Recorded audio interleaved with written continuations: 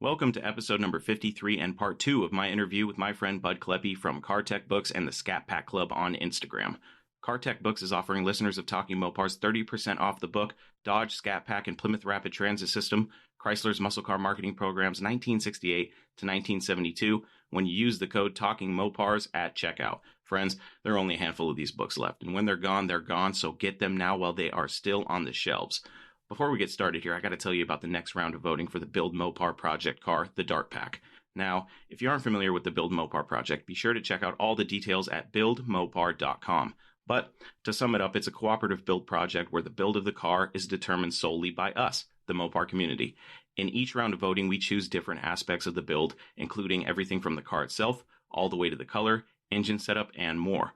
So far, we have voted to have a 1968 Dodge Dart Superstock Tribute car painted burgundy iridescent with a Whipple supercharged 6.4 based 426 cubic inch stroker Hemi. As we speak, the vote for the transmission is underway, so head on over to buildmopar.com to cast your vote on what transmission will try to hold up to over 1,000 supercharged horsepower. Speaking of modern Hemis, maybe you've been seeing a lot of modern Hemi swaps out there, and you've thought to yourself, gosh, I've always wanted a Hemi in my old Mopar.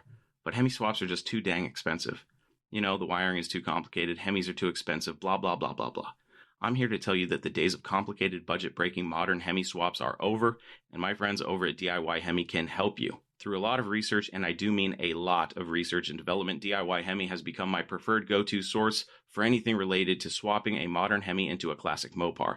To learn more, check out DIYHemi.com and tell them that I sent you. Now, I'm sure you're ready for part 2 of my interview with Bud, and I am as well, so without further ado, if you are a Mopar enthusiast, then you are in the right place. Don't go anywhere. You're tuned into the best Mopar enthusiast-driven podcast on planet Earth, and I'm your host, Chris Albrecht, better known as the Mopar Hunter, and this is Talking Mopars, Direct Connections.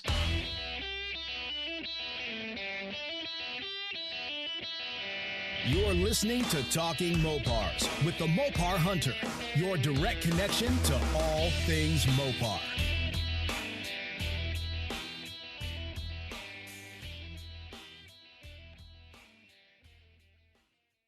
Let me ask you this, going back to Car Tech. Yeah. Obviously, you work for them, so you love all their titles, and I haven't seen a title from Car Tech that I wouldn't read. What are your top 5 books? Like if you had to pick top 5, and I know this is a Mopar podcast, but if there's something that's not Mopar in there, don't feel ashamed. Yeah, I'll say it flat out. Mopar's not in the top 5, probably not in the top 10, honestly. That's how good these books are. Mopar's a niche. I mean, it's you have to be a glutton for punishment to like Mopar, right? I mean, that's not. I'm not sharing any secret here. That's known. Oh no. We like cars that are overpriced. We like the parts that are overpriced. We like not having nearly as many options for aftermarket stuff, right? I mean, that's just, we're Mopar guys. Absolutely. But, some of our big book, like probably our bestseller is would be the Small Block Chevy book. Those are going to be, that's going to be a huge book. Swap LS engines into almost anything. That's a huge book. Weld Like a Pro, that's another huge book. Automotive Wiring, that's another really big one. I'm probably missing a few other ones in there. Those are Automotive Body Work. That's the perennial. Some of those books are 15 years old and they're still selling tons because it's so. Yeah, sure. The info is not dated. It's always there and it's the same. And and I'll say this because I'm a big tech guy. I'm a big internet guy. I'm online, social media.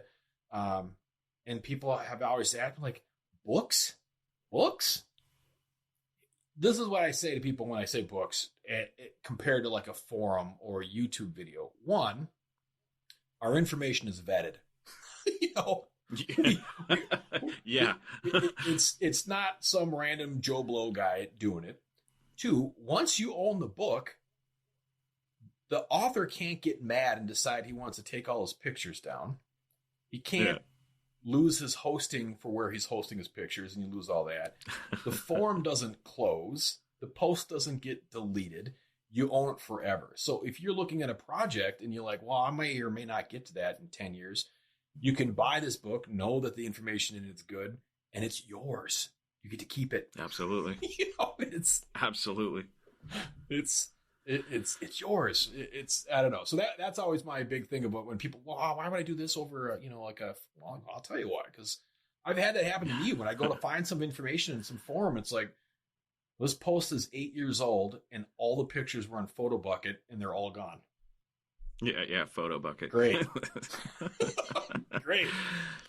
Yeah, it's funny. When I was a kid, I mean, I loved car magazines, and then there was a period of time, probably between the ages of 10 and maybe 13, where I was just a sponge for information, but I got in over my head. I would go, once I rummaged through all the magazines, I would go over to the book section, and I would pick out books that I had no business buying, and for a kid, I'm spending my allowance on a $30 book, and I'm thinking, because I see the picture on the front and it's like how to build whatever. And I'm like, all right, I get home and it is so technical. Right. I don't know what the hell I am looking at, but it's funny because even just flipping through and looking at like the pictures and trying to decipher what I'm reading, because at that time I knew nothing. Technically, I still really don't know anything technically, but back then it was so foreign to me, but it opened a door. As a kid, cars look cool. And if you're not, I'm not one of those kids who was, taking apart lawnmowers and things like that. Right. Not until I got well into my teens. So when I was younger, it was looking at pictures, trying to figure out what goes where. And I remember seeing the first cutaway in a book of an engine and being like, wow, this is science. I don't know what I'm looking at. Like, completely foreign to me. But I remember taking my first automotive class in high school. It was actually an elective during the summer, so I can get an extra credit, because at the time I thought I was going to be an automotive technician. Right. And the test to get into this summer class was an engine cutaway, and it had numbers pointing to all the different parts. It's like, fill in what the parts are. And I looked at it and I was like, I've been looking at this shit for, 15 years.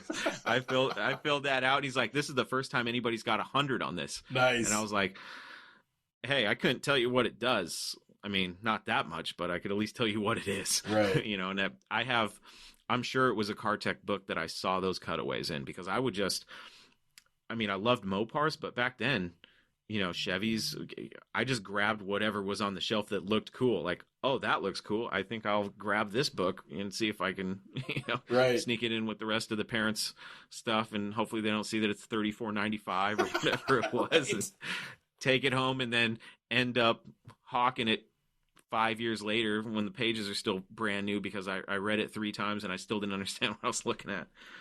But getting back to CarTech and the books, what are your personal favorite books from CarTech? Well, obviously, I like the Dodge Scat Pack book, and then Rapid Transit System. That to me was such a great book. I really love that one, and that's my favorite one, to be honest. And sorry for a shameless plug, but I will say this: that the book is going out of print, and there are like 30 copies left. If you want, it's going out of print. Oh man, yeah. Is there any way I can get one signed? That book is awesome. That book was made for somebody like me. We'd have to check with the author and see what that process is like. Because if you can look around my office, it's full of old car ads and marketing. Yeah. I'm just so fascinated with all the automotive marketing that was happening back then, and advertising, but Mopars especially. I've tried to collect as much as I can, and that book, man. That's probably my favorite book of all time. There's a lot of good books out there from you guys, but that one just struck a chord with me because it's something I'm so interested in. Yeah. And the depth that it goes into, and it really opens your eyes to a lot of the stuff that was happening during those days. My other one's got to be, it was the Corvette Hunter, and it was it was a book about finding kind of like what you were doing. It was a guy, he was, searching for old, C1, C2, maybe a couple C3 Corvettes that had racing history, and finding where these cars were, and finding the history, and then restoring them, and or doing all that kind of good stuff. And I think the first book I read at CarTech, and I got done with it and I just went, no, because it leaves on a cliffhanger because it wasn't, there was a huge fight over the ownership chain of one of the cars that he was talking about. And it wasn't settled when the book was published. And so it was like, no, you can't leave me hanging. Like, what are you doing? You're killing me. So yeah, that was the one book that I really enjoyed that book, and it just killed me that they didn't get resolution because it was still in progress, and it was a really good read. It was really neat to hear some of these histories of some of these race cars that have been long forgotten, and then somebody finds them and has no clue what they have. And, it's just it's just interesting. Definitely for me, the title alone got me when I saw that. I think I posted something about it. I was like, uh-oh, got some competition. Unfortunately, one of us is published and one of us is not. Right. Yeah, the guy that wrote that, he actually owns a Corvette restoration company. And that's his daytime job. And yeah, it was cool. Yeah, it was like I said, it was a fun book. Yeah, that was it was a quick read too. It's not like a overly complicated, it's not a, it's not some huge novel. But it was a really fun read. Like I said, it leaves on such a cliffhanger. You kind of just go, what? No, you can't be done. That's the way it goes. I don't know a lot about how the publication game goes. Do you guys specifically hunt out authors? Do they come to you? How do you get these books? Yeah, so most of the authors we seek them out. Occasionally we have people that will pitch us on a book, but 9 times out of 10, we're pitching other people on a book we want done. And so we have, like a list of books that we think that would be good in the market. And we go, okay, we think this book could be good in the market. How do we find somebody that can write it? And then, so we have acquisition editors then go and go out and search for people. And that's a whole other job that I don't know how they do that. To me, that is remarkable that they can track people down that want to write books. Because, we're not writing the next, it's not the next Harry Potter book, right? These aren't getting the publication numbers that a major, New York Times bestseller is going to get. So you have to, find somebody that this is a passion for them. They want to, they want to contribute this. They want to be able to say, I wrote a book. This is my book. And it's a lot of work. It's from when we first start with somebody, it could be anywhere 18 to 24 months before we get a finished product and we could actually have it on a bookshelf. It's not a quick process at all. So the author just thankfully just has to write. And then for the history books, the hard part is you have to have somebody that has access to photos, because if they have to go out and buy the rights for photos, it just doesn't work. The return on investment for buying every single photo in a book is just not there. So you have to okay, you want to write this history book. What do you got for photos? Do you have the photos for that? And then even for people that are doing restoration books, you have to be able to take good photos. You can't just use I should say the new iPhones, the newest Android phones do a great job taking photographs. But for the most part, it's not going to cut it for book publication. You have to be able to take good pictures. You have to be able to, write and put all that together. That's a lot of work. It's a lot of work. Yeah. You say to me, even 2 years seems really fast.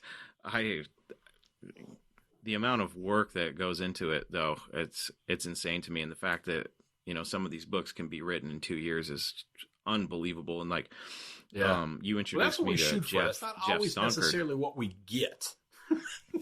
Yeah. Well, we sometimes have authors you hooked me up really late, and it takes a long time to get them. But that's the way it goes. Yeah, going back to the whole pictures thing. you guys actually connected me with Jeff Stunkard with his book on the Motown Missile. And that book is, I can't wait to have him on the show. I've been waiting for his schedule to calm down a little bit because he's the auction guy and Mopar action and all that stuff, which is awesome. He was really fun to talk to. I can't wait to have him on the show to talk about this book. It got to the point where I need to reach out to him soon because I don't want to forget what I've read. And not that I would, but I want it to still be fresh in my mind because I'm like, I started taking notes and I'm just like, oh, I don't even know where to begin. So he seems like a really good talker. So I told him, I was like, I'm just going to let you go. I'll have a couple little guidelines, but this book is just so amazing. The amount of, I can't wait for my audience to get Jeff's point of view of that. It's just it's so crazy and so cool, the amount of information that he got. One of the coolest books I've ever read, especially if you're a Mopar guy or even if you're just a fan of drag racing history. It's just an awesome book. The inside, like behind the scenes look you get is just, it's really cool. I can't wait to talk to him, but enough fanboying out on Jeff. Yeah.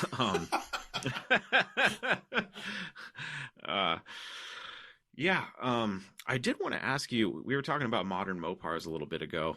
Out of the new stuff that has come out that like really new, like the really fresh stuff, the Superstock Challenger, the TRX truck, I think that's really cool. What's your favorite modern Mopar that's come out, say, in the past year and a half? Or even something that may possibly come out like the Wrangler 392. I think that's a really cool car too. Yeah. You can also go back to the 1320. I know you're a fan of the 1320. That was, to me, I thought that the 1320 Scat Pack was a really interesting car. That's obviously that's a little bit older. You're talking 2.5 years on that now, but okay, yeah, you're right. Yeah, that to me was such a unique car that they were like, okay, let's take the Demon. What happens if we had a Demon with a 392 in it? That's basically the 1320 car. It got all the suspension bits. It got the trans brake. It got all the cool bits of the Demon, other than the engine. And with factory car with drag radials, I mean, that's like unheard of, unless it's Dodge, because Dodge is all unheard of things. But I was actually giving the guys crap on it when they introduced that car. It's like, wait, 20-inch drag radials? What are you guys crazy? Why would you not do 18s or 17s? Why would you do 20s? And they're like, no, these tires really perform. I'm like, yeah, well, okay, you guys are pulling me a line. That's crap. There's no way that's right. And under stock power, as long as the motor's not been changed, if you're on stock power, those 20-inch drag radials do phenomenally well. And it's like the first time Dodge didn't massage the numbers on the quarter mile. Yeah. Because it took Demon owners, a year and a half to hit the 965 in the quarter mile? Yeah. Yeah. It took like a minute and a half for 1320 guys to hit the 1165. They were that was like just repeatable over and over and over. They just kept, knocking that out of the park with that. I mean, it was a very repeatable, reliable. I mean, if you want a bracket racer car, go get a 1320. I mean, that is just phenomenal, is what it is. What's the top 10 list looking like these days? Who's fast with the 1320? What's the fastest? When COVID hit, I kind of stopped paying attention to that list a little bit because it didn't seem like a fair race because a lot of tracks were closed. Yeah. So I haven't really dug into that list probably as good as I should have. Okay. Yeah, so I off the top of my head, I don't even know. It's unfortunate, but okay. There's a few guys still that really kind of pushing the limits on those cars. But it's this year's been such a I don't even need to get in that again. But other than a 1320, I did a media drive last year and the year before, but the year before one was Challengers, and we drove the Challenger wide body Scat Packs and the Challenger wide body Red Eyes. The Red Eye was incredible. I mean, on the streets, that blew my mind. I mean, it was amazing. Now, we went on a really tight little racetrack road course up in New Hampshire, Club Motorsport. It wasn't big enough for the Red Eye to really stretch its legs. And I felt the Scat Pack actually did better on the track because it felt like you were in that power band. You know, like you're always kind of in that higher RPM. You're kind of always, you feel like you're always at peak performance. Where the Red Eye on that same track it always felt like as soon as you got up into the power, you had to let off. Because you're at the end of the, you got to start braking. So sure, yeah. that tight road track was like, I actually preferred the Scat Pack over the Red Eye, but on the streets, that Red Eye was a beast. Yeah. Yeah, I couldn't even imagine.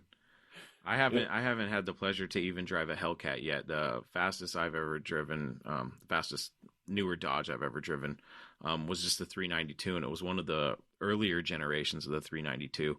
And I was beyond impressed with that car. Yeah, I was like, okay, this could be dangerous for somebody. Yeah, and just the fact that over the years they've just been getting faster and faster and more ridiculous. And I say ridiculous with love, Dodge. Right. It just right, absolutely.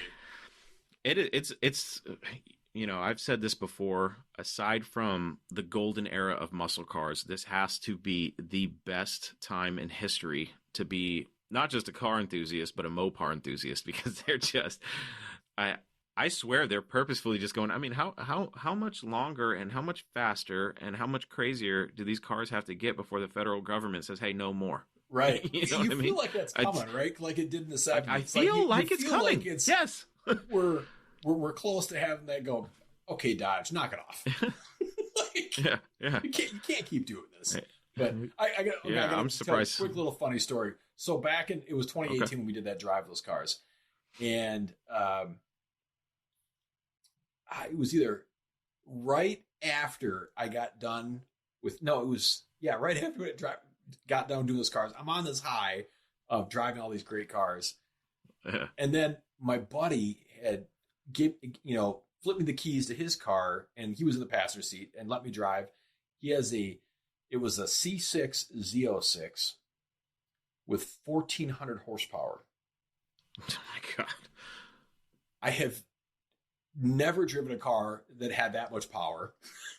And immediately made my time driving the Dodge go, wait, what? It was a whole other, and I got done, I was like, you bastard. You just wrecked my driving experience I had with this whole other experience of driving a car. Uh-huh. And just the freight train pull of 1,400 horsepower in a Vet with a 15-inch rear wheel on it. It was something else. But I just got a chuckle out of that because it was such a crazy, you go from a $100,000 Red Eye to, a $40,000 Vet with 1,400 horsepower. And it was an interesting compare and contrast. Yeah. I couldn't even imagine.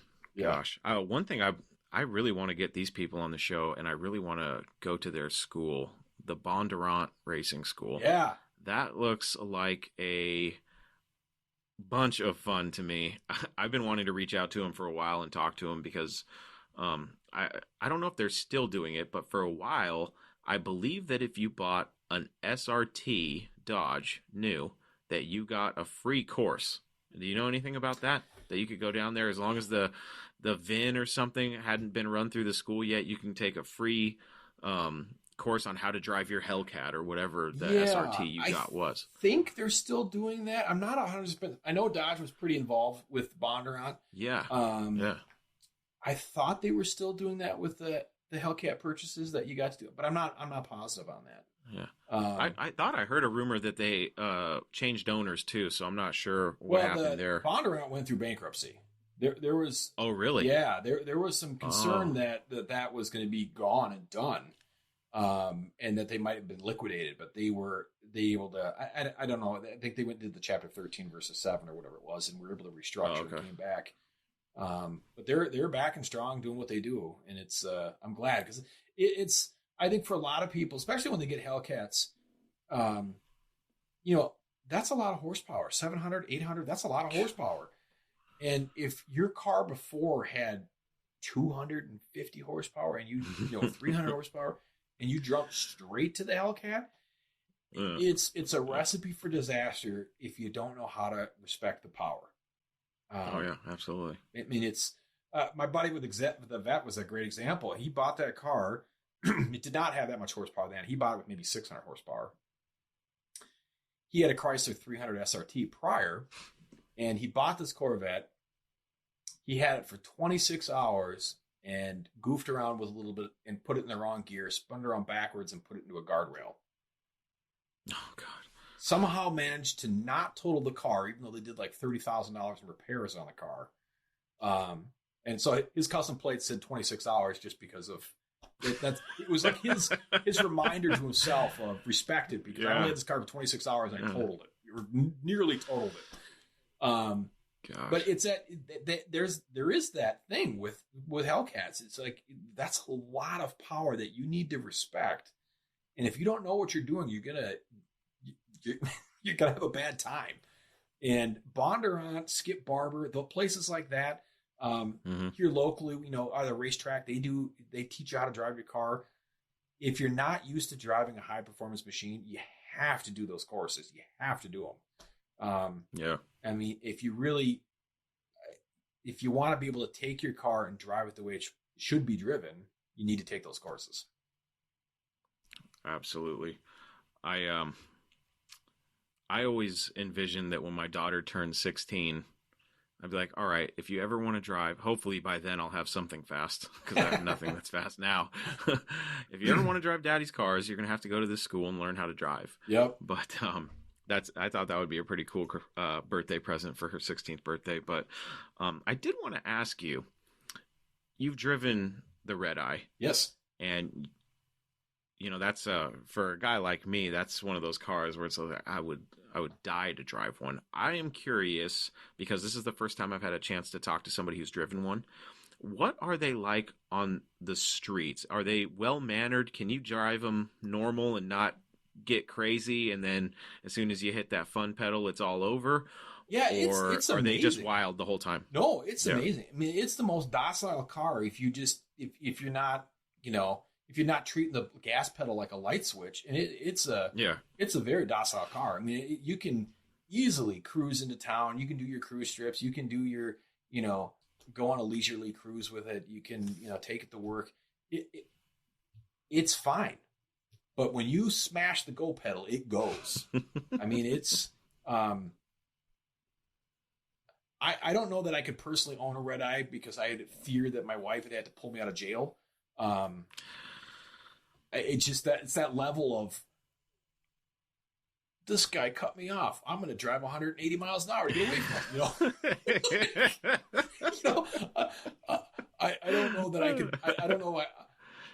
I don't know. I can respect that level of power on a daily, occurrence. But for most, you can easily drive that car, and as if you have the willpower to not smash the pedal down, you could easily drive that and not feel like, if I blip the throttle wrong, I'm going to send it sideways into a foam pole or something. That's not going to happen. You really have to be. You'd have to have the whole car, with all the ESP stuff shut off, with all the electronic stuff in the car. It prevents you from being stupid. It's the best way to put it. And it really, like I said, it prevents you from being stupid. Yeah, it's funny you say that, because I was going to say, the newer cars, even though they have a crazy amount of power, if you think back to when the Viper first came out, the safety features in the Viper versus one of the new cars is like night and day. The Viper was, it was like the car was trying to kill you. Not that I've ever driven one. Yeah. but so it's interesting going, okay, that car had 400 something horsepower and these cars have double that, you know what I mean? And I've talked to Hellcat owners, and they're like, oh no, it drives fine. You wouldn't even know unless you know, like you said, right. light switch throttle. Right. So for me, I was like, okay, I could understand a Hellcat, you know, you can either not put the red key in it or you can just be easy with it. But you're talking about even more power. It's insane. The technology, you know, combined with the amount of power and just the platforms that they've built is just amazing to me. Yeah. And I that's where I sit here and I say, when I get a Challenger, because I'm pretty dead set on a Challenger, just because I don't think I'll ever be able to afford a 1970 or 71 Hemi Challenger. So if I'm going to ever get a Hemi Challenger, it's going to be a new one. Yeah. And I can't help but think that, gosh, you know, a Hellcat would just be so much fun. You know, it's like I think I'm going to have to wait. But then again, if the right Scat Pack comes along, I have a hard time saying no when I drive a car that I want and the wife isn't around. I tend to buy the stuff I want when the wife isn't around because she can't tell me no, and I can just ask for forgiveness later. Yeah. So, Right. So that's the way it usually works. But with these, I've been starting to get away from one aspect of these little chats that I have when I talk Mopars with my friends, and that is the series of 6 questions that are kind of, it's like a rapid round, and I call it the 6-pack. Basically, it's 6 this or that questions. Okay, so sure. I would say something like black shirt or green shirt, and you say green shirt. Okay. Yep. I think I've done this twice, and it was something that I just thought was cool, and I just never got around to still do it. So now that I have you, I want to do this, and I've actually been jotting them down because I was thinking about it, and I was like, yeah, I want to bring back the 6-pack. I think that would be fun. So just as we've been talking, I've just been shooting down the questions. So let's close out our chat with the 6-pack. Sure. All right? I'm ready. All right. Number 1, Dodge or Plymouth? Oh, Dodge. Okay. I'm thinking of my the Road Runner, but Dodge. Yeah. thinking of the classics, not the modern. Challenger or Cuda? Ooh. I'd have to say Cuda. It's a tough one. I know These it's weren't weird. meant to be easy. I just said Dodge, not Plymouth, but I'd go Cuda. This kind of goes back to your early history with Mopars. As far as Vipers go, RT10 or GTS? GTS, no question. Yeah. Well, really quick, that car, that Viper that you were introduced to, that you had your job around, was it a GTS? We had multiple. They would file through all the time. So we had RTs, we had GTSs. Oh, cool. But the GTS to me, with the original GTS with the bubble roof, it's a timeless. It's classic. I actually have a friend of mine who just moved to Florida, and he's got I think it was a 97. It's red. He put Gen 5 wheels on it. He put a modern, like kind of a lip spoiler on the back. He had a little splitter in the front. Looking at those pictures of that car, you couldn't tell. Most people look at that and go, "That's a new one," and it's a 97. Yeah. But it's such a classic design, and just the way it's styled and everything. That to me is a. If I had an unlimited checkbook, that'd be a car I'd own. It's an original GTS. There's no question. Yeah, I still stand firm that is one of the best exotic looking cars I've ever seen. Yeah. Aside from all the muscle cars and stuff, there's just something about the Viper that, God, it's just a beautiful car. Every time I see one, I never think, God, that looks outdated. Or right. Even the RT10s, I'm just like, gosh, they're so poster car to me. Right. Because that's what they were when I was a kid, Yeah. So the original RTs definitely. were so funny though. With they had Jeep windows, right? You had the curtain windows. Oh, yeah. I mean, like who signed off on this? Yeah. Let's be honest. They were pieces of junk, but they were still cool nonetheless. They had their issues, but cool. they were definitely such a funny thing of design a car that's designed to be never have a top up ever. Like, what? Yeah. That and, hey, it's designed to kill you, so be careful. If it doesn't kill you, it'll scar you on your calf. Yeah. I've always wondered how hot those things really do get. Like, how burned are you going to get? They call it a viper bite. Really? Yes, that's the term for it when you flip your leg over and you don't give enough space and you hit the side and it burns you. It's the viper bite.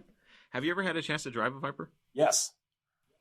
Okay. This is perfect because I've never talked to somebody who's driven the new craziness and a Viper. So tell us the experience. Viper is it's a obviously completely different animal. It's all analog, right? There's no digital anything. It's a very pure car.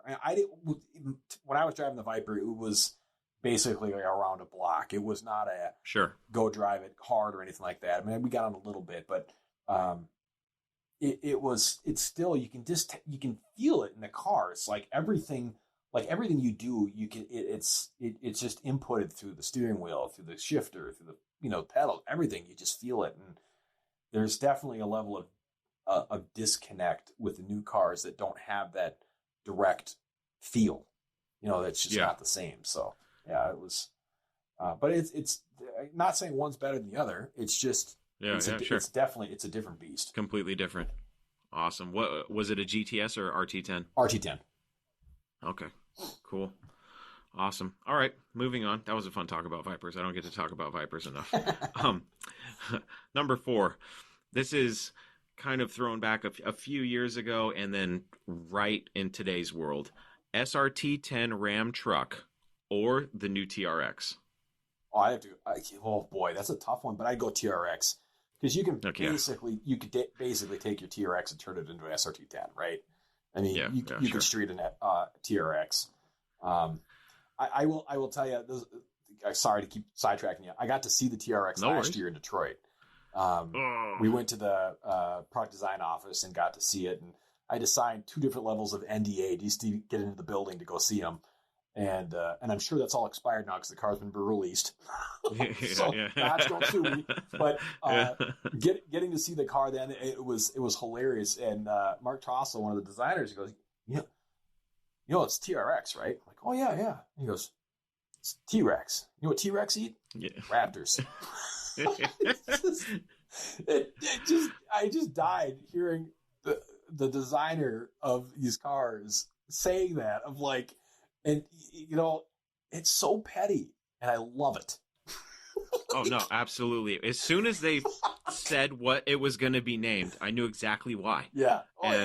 It goes back to the genius marketing, and I never really thought of it as petty. Yeah. That's perfect. That's a perfect way to describe it because it totally is. Especially like when they put out the 392 Jeep after the Bronco. It was so petty too. It was like, you guys. And it was like, I love it. I love that you guys are doing this.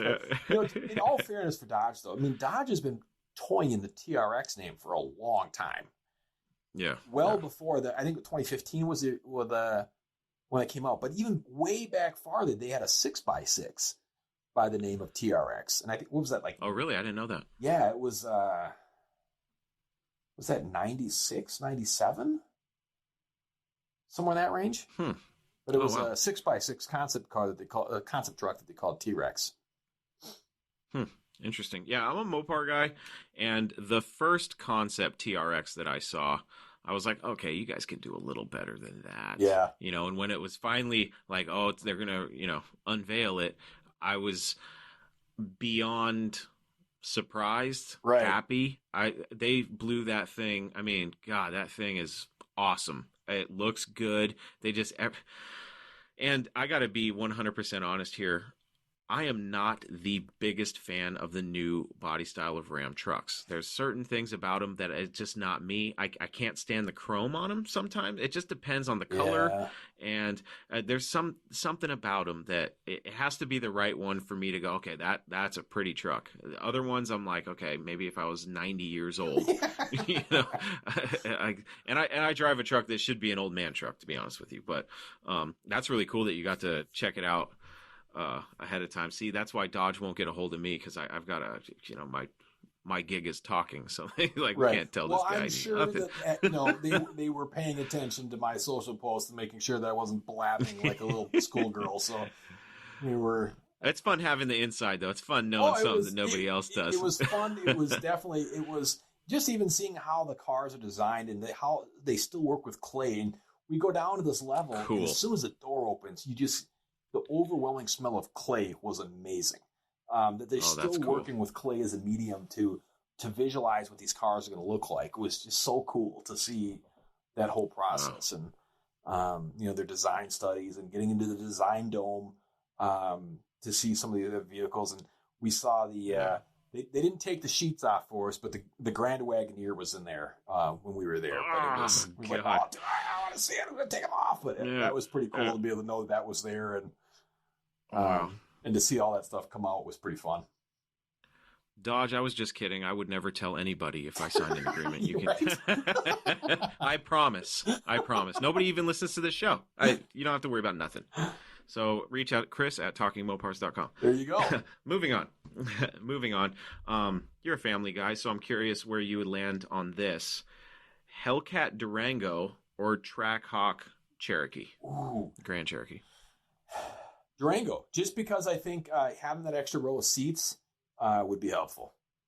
If the kids had friends and they wanted to tag along, you could throw them in the back. Yeah, that one really excited me. I thought it was going to be the Super Stock Challenger that really would resonate with me after it was all over, but there's something about an 11-second Durango that I'm just like, there they go again. Right. Completely ludicrous, out of their minds, but I love it. Yeah. I know you're a fan of these cars like I am. A12s. Oh. The original. And, you wrote an article about comparing the 1320 as the modern day A12, and I couldn't agree with you more. That's exactly what it is, and that's why I love Dodge. Going back again to their crazy, just the whole history. It's funny how history repeats itself. Yeah, absolutely. But that was definitely a fair comparison, and I think very accurate. But I'm curious where you land. I know where I land on this. When it comes to A12s, would you rather have the 69.5 Super B or Roadrunner? Oh, I wish I could have them both. There's parts of... Yeah. There's parts... the side profile of the Roadrunner, I like it better. I don't know what it is about the side profile of the Roadrunner that I like better, but I do. But I like the 6-pack on the hood. I don't like 6-barrel.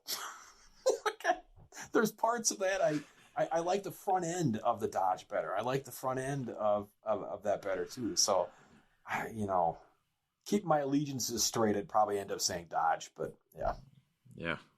No, I wouldn't. we think no alike, my friend. Them, no. Yeah, neither would I. It is definitely. I believe you said it's one of your dream cars. It's definitely one of mine. Yeah. Absolutely. Yeah. They really just hit it out of the park with that car too. And then the modern day 1320. As soon as the 1320 came out, I was like, modern day A12 easily. And you wrote that article, and I saw it, and I was like, yeah. Yeah. Cheers to that. It's not the fastest car on the planet, just like the A12 wasn't back then either. There were cars that were faster. You had the A990, whatever those were. You had other cars that were doing that, but it was a low buck, stripped down, let's go race. Purpose built. That's that's all it was. That's one thing I can say about Chrysler and their whole. The early super stocks, the late 60s in the super stocks, and then, coming out with the 1320 and then saying, you know what, we're not done. Let's go ahead and call this new Challenger the super stock. It's just like, gosh, you guys got to keep doing this to me. Yeah. I'm kind of mad at Dodge because I'm like, you can't keep coming out with vehicles that I want because I can't have them all. Right. And that's a tragedy to me. Yeah, the super stocks, that was the other information that came out today, I think, or today or yesterday. You only built 200 of those. Oh no! Yeah. Oh no! Now, and then they do things like that where I'm like, the model year, so there is that. Yeah. And I would imagine it'll carry over to 2021 because Dodge wants to sell as much of that demon tech that they can to get their money back out of it. So yeah.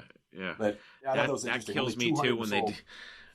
That kills me when they do those limited runs. I think they're only doing the Hellcat Durango for 1 year. Yeah. Right? Yep. 1 year. Is it? Do they have a production number, or is it just as many as get ordered? Sell. Really? Yep. Yeah. See, that pisses me off too, because I'm like, so now I have to get a used one because I'll never be able to buy a new one. Right. But that's okay. All right. Let's shut her down with this one, Bud. I'm curious where you fall on this. 426 Hemi or modern 6.4? The Gen 3. Well, it's tough because they're both really cool. Yeah, one just has a little bit more heritage. I'd probably go the 426, even though it'd probably be the most unreliable, untunable engine ever. Yeah. But just to say that you had an original Gen 2 426, I mean, how could you pass that up? Yeah. I wasn't expecting you to. Yeah. That does it, man. Well, very good. It was fun talking to you.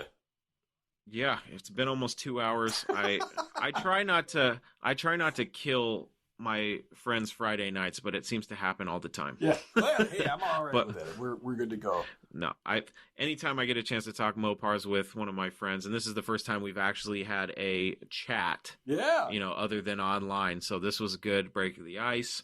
I've got so many people that I need to meet up with in Vegas for beers. It's going to be a blast. Yeah. Well, when you make it to Vegas, schedule Tuesday night for beers at Mopar. Because they have the beer wagon out. It's perfect. All right. See, you got to show me around that because I have no idea. I'll be new in those parts. but I really appreciate you coming on. Tell the listeners of Talking Mopars where they can find your stuff, where they can get CarTech books, all that good stuff. Yeah. Well, the CarTech books ones is easy. It's just cartechbooks.com. Or you can shop Amazon and search those titles. They're there as well, too. Your bookstores have them. Summit has them. You're looking for me, it's at Scat Pack Club on Instagram. That's where you're going to find me and acting a fool. And, yeah, that's really about the two places you'll find me. CarTechBooks.com and Scat Pack Club on Instagram. All right, everybody, go to cartechbooks.com. Check out all the titles. They've got plenty of awesome Mopar titles there. And if you're a car buff like I am, they've got all sorts of content and just books that you want to read. Trust me. I have quite a few myself. Actually, I actually looked at my shelf and I was like, I got quite the little collection going on here. And the book that Bud was talking about earlier, the Scat Pack and Rapid Transit System book that goes over the marketing history that Chrysler, their marketing program back in the day. It's such a cool book. All the old ads are in it. It's awesome. Go check that book out. There's only limited quantities left, so get it now. Also follow Bud at Scat Pack Club on Instagram. That's it, my friends. Thank you once again, Bud, and I'd love to have you back, man. Yeah, whenever you got other stuff going. All that fun stuff. Always good time to talk Mopars. Yeah, absolutely. And I can always tell when it's time to shut it down because I get up at 4 o'clock in the morning, and I can always tell when I'm starting to get tired because I can't talk. So I'm like, I'm just going to throw stuff at him, and hopefully he keeps the conversation going because I cannot talk. Yeah, I can still think. I just can't talk. You know what I mean? But all right, Bud. It was good talking to you, buddy. We'll talk to you later, all right? Sounds good, man. Thanks for having me on.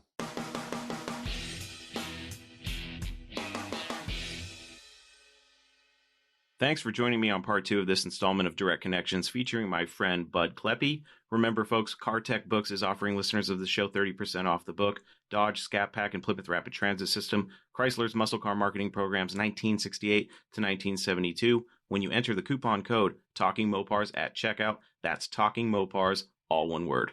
So head on over to CarTech Books and order now while supplies last. Also, don't forget to cast your vote on the transmission that will be going in the Build Mopar project car, the Dart Pack. You can do that over at buildmopar.com. And for those of you who want a modern Hemi and an old Mopar, cruise on over to DIYHemi.com and let's continue to Hemi swap the world. There you have it, my friends. Another episode of Talking Mopars is in the books. For more information about this podcast or to listen and subscribe to the show, please visit TalkingMopars.com. And don't forget that you can send me your Mopar stories, questions, comments, complaints, suggestions, and everything else on your Mopar addicted mind to Chris at TalkingMopars.com.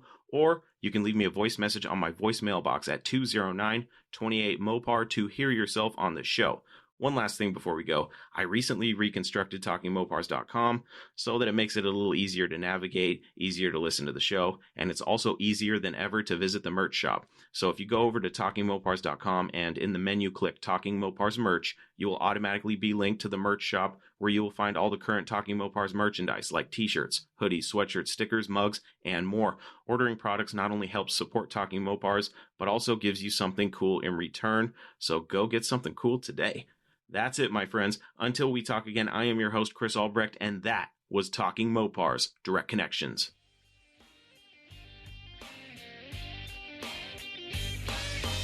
Thank you for listening to Talking Mopars, your direct connection to all things Mopar. Until next time, remember, no Mopar left behind.